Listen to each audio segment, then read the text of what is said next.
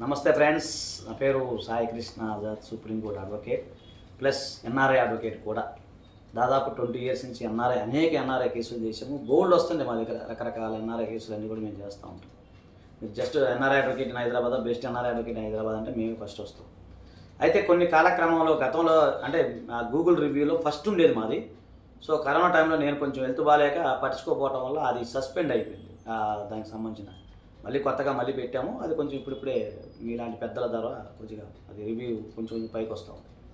కాకపోతే 20 years experience అనేది ఎక్కడికి పోదు కదా. ఈ మధ్యకాలంలో చాలామంది చూస్తాం, ఎవరు పడితే వాళ్ళు 7 ఇయర్స్ 10 ఇయర్స్ కూడా ఎన్ఆర్ఐ అడ్వకేట్ అని చెప్పేసుకున్నారు. ఓకే, వాళ్ళకున్న రైట్ వాళ్ళు చెప్పుకోవచ్చు, తప్పలేదు.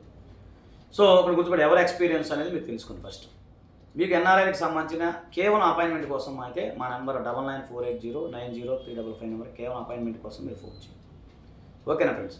సో ఈరోజు అది చక్కని అంశంతో ముందుకు వచ్చాను. ఎన్ఆర్ఐ అనే వ్యక్తి కోర్టుకి అటెండ్ కానప్పుడు, అంటే ముఖ్యంగా క్రిమినల్ కోర్టుకి సంబంధించి క్రిమినల్ కోర్టులో సంబంధించి అతను అటెండ్ కానప్పుడు ఏంటి, మీరు దానికి సంబంధించి జీపీఏ పర్సన్ ద్వారా అటెండ్ అవ్వచ్చా అని అనుకున్నప్పుడు దాని మీద వివిధ రకాల హైకోర్టులో జడ్జిమెంట్స్ ఉన్నాయి. దాని ప్రకారంగా మేము కూడా రీసెంట్గా వచ్చిన అప్డేట్ ప్రకారం ఏంటంటే, ఒక ఎన్ఆర్ఐ క్లయింట్ 498A కేసులు అక్కడ ఉన్నాడు, విదేశాల్లో ఉన్నాడు.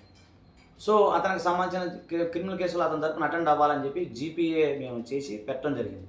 అయితే గుర్తుపెట్టుకోండి, ఇది ఆ జడ్జిమెంట్ అనేది గుర్తుపెట్టుకోండి, దాని ప్రకారం discretion power of the judge only. అంటే క్రిమినల్ కేసులో డిస్క్రిషన్ పవర్ అనేది జడ్జి గారి సొంతమే. మనం అప్లై చేయొచ్చు, అలాగే జీపీఏకి సంబంధించి పెట్టచ్చు, జీపీఏని యాక్సెప్ట్ చేయమని మనం అడగచ్చు, రిక్వెస్ట్ చేసుకోవచ్చు. ఎవరైతే విదేశాల్లో నివసిస్తున్న ఎన్ఆర్ఐ తరపున 498A కేసు ఎన్ఆర్ఐ తరపున ఏరే పర్సన్ అటెండ్ అవ్వచ్చు కోర్టుకి. కాకపోతే మనం అప్లై చేసినప్పుడు కోర్టు యొక్క విచక్షణాధికారాన్ని బట్టి ఉంటుంది, అది మనం గ్యారంటీ ఇవ్వలేదు. కాకపోతే మీకు అవగాహన కోసం చెప్తున్నాము. అలాగే ఆ జడ్జిమెంట్స్ ఏంటి అనేది దాని మీద ఇంకొక నెక్స్ట్ వీడియో చేస్తాం, వివరంగా ఎక్స్ప్లెయిన్ చేస్తాను జడ్జిమెంట్లో ఏం జరిగింది ఏంటి అనేది. ఓకేనా ఫ్రెండ్స్? కాబట్టి ఏంటంటే మీకు ఎన్ఆర్ఐకి సంబంధించిన అప్డేట్ ఇస్తుంటాము.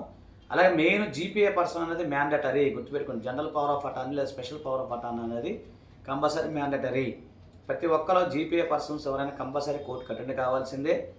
అది నేనేమంటున్నానంటే, కొన్ని సందర్భాల్లో జీపీఏ పర్సన్ అటెండ్ కాకపోతే ఏం చేయాలి, జీపీఏని మార్చుకోవచ్చా, ఇలాంటి ప్రశ్నలు అడుగుతున్నారు. ఎస్, జీపీఏ మీకు నచ్చకపోతే ఇంకో జీపీఏని అటెండ్ చేసుకోవచ్చు, కాకపోతే మళ్ళీ కోర్టు పర్మిషన్ తీసుకోవాలి.